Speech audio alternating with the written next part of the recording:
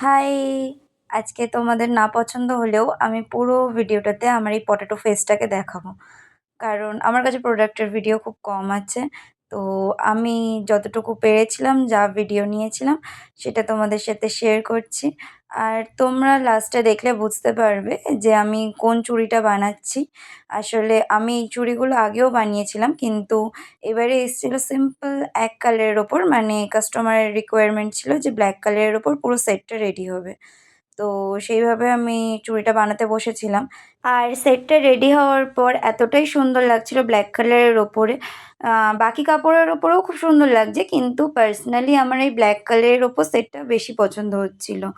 আর প্রত্যেকবার তো আমি নিজেই ছবিগুলো তুলি, কিন্তু আমি এবারে কৌশিককে বললাম, "তোকে ২-৫ টাকা নয় আমি এক্সট্রা দেবো, তো কিছু আমাকে ফটো আর ভিডিও করে পাঠা।" তো দেখো, ও আমার থেকেও ভালো অ্যাস্থেটিক ভিডিও নিয়ে দিয়েছে।